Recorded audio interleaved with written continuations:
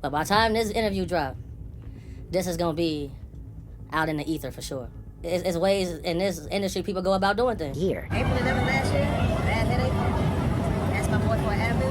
I was gone for 20 days. I don't remember anything. What are some of the things that you heard behind the scenes that were going on before this indictment actually dropped?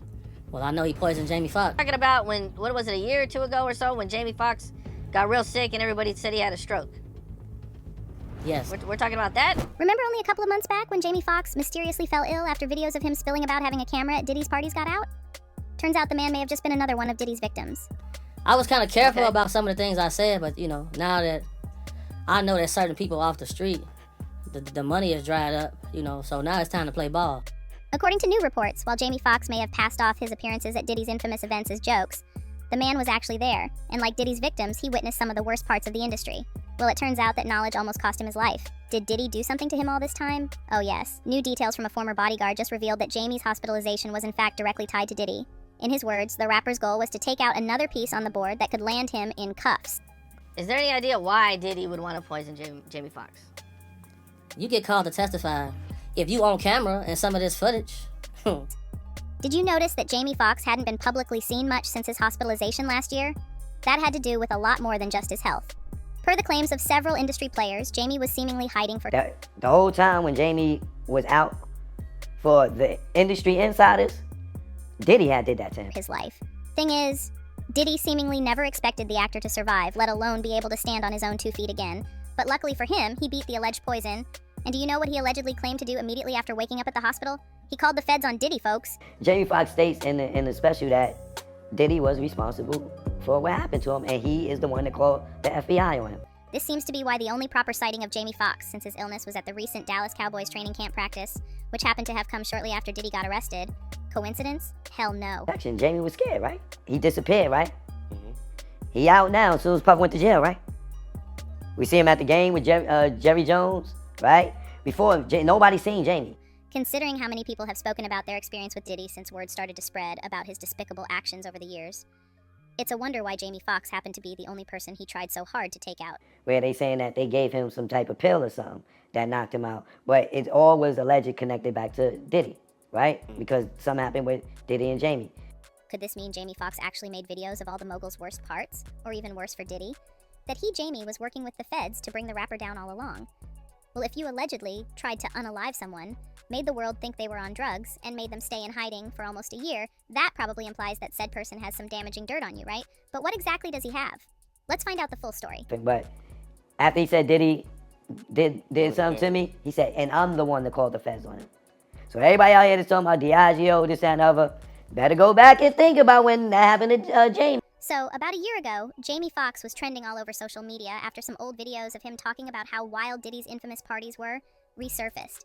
In several of those videos, Foxx spoke on how he walked around the event with a huge camera taping the things that happened. Although he claimed to have had Diddy's blessings to tape everything, a recent revelation from one of his former bodyguards seems to tell a different story.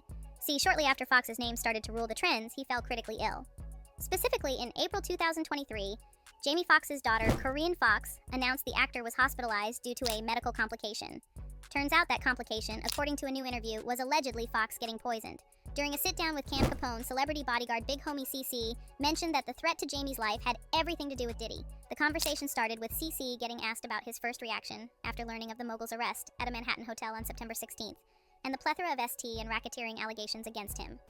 Homie replied that he thought of vindication, as he was previously accused of lying when he made other claims about Combs. The bodyguard said that everything he said about the Bad Boy Records owner was now coming to light. But things didn't get explosive until he dropped the bomb of some of the previous comments he'd made a couple of minutes into the interview. Particularly when the interviewer asked if he had any insider knowledge of certain things that were happening behind closed doors before Diddy's indictment materialized, and to that, the man said, "Well, I know he poisoned Jamie Foxx, and Jamie Foxx reported him to the FBI because of it. I know that's a fact." Well, I know he poisoned Jamie Foxx, and Jamie Foxx reported him to the FBI because of it. I know that's a fact. This revelation, surprisingly, didn't shock several fans. One person wrote, "I believe it because Jamie Foxx was one of the first people to expose Diddy parties like 15 years ago." A different user added, "I don't get it. These people are telling us what's going on. They all can't be lying." Big up to people like Jag, Jonathan, and this guy.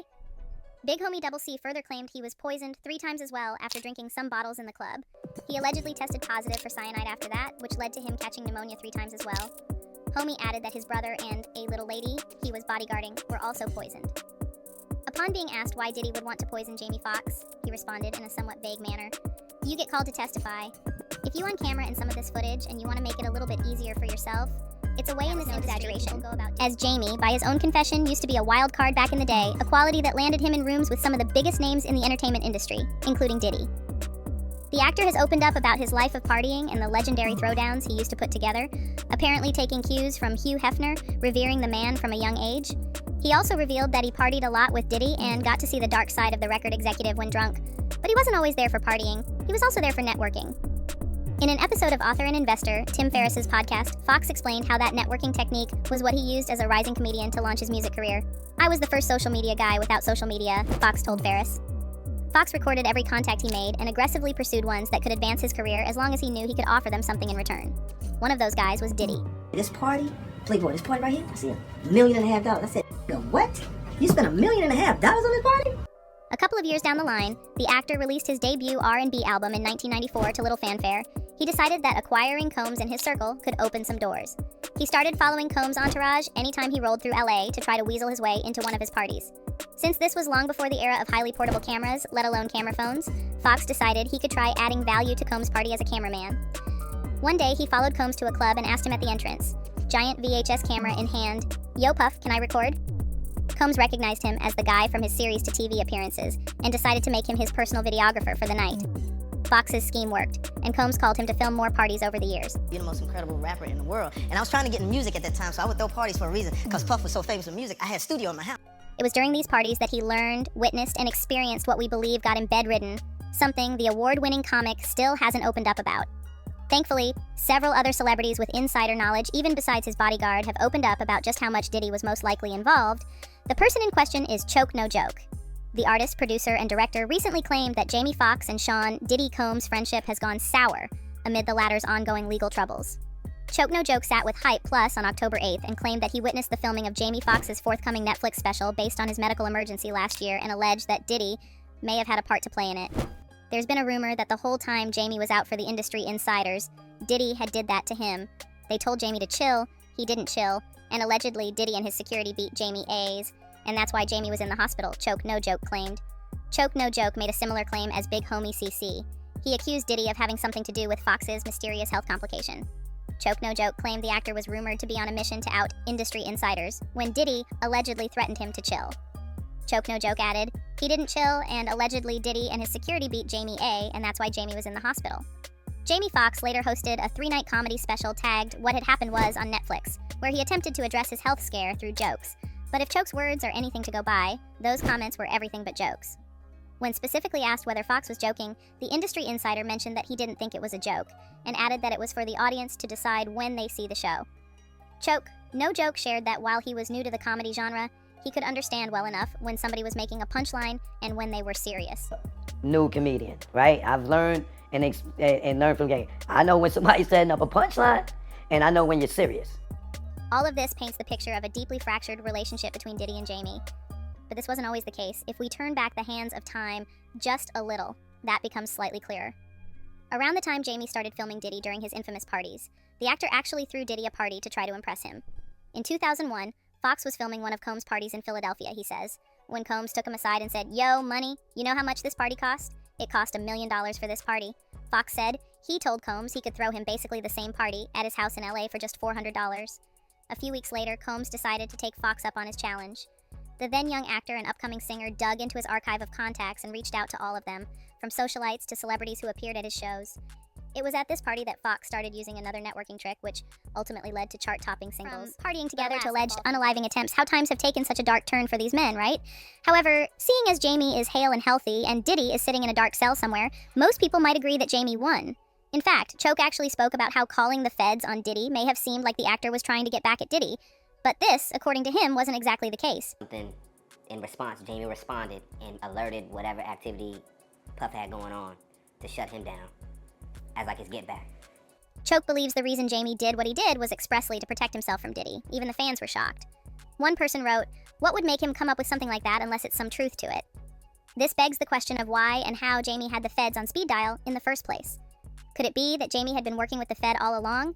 That may not be the most far-fetched thing. As one fan previously mentioned, Jamie is one of the first people in the industry to speak up about Diddy's parties. I mean, the man seems to be the only one on record to have actively filmed the alleged debauchery Diddy's parties are known for. Knowing Diddy, and what we've seen of him in the past year with the allegations and what we saw him do to Cassie, it's obvious Diddy has always been capable of the extremes. Taking Jamie out, the only person with damning evidence against him, may have just been one of the many times Sean Diddy Combs has shown his true color. Well, seeing as he survived, Foxx may just be the first person to take the stand.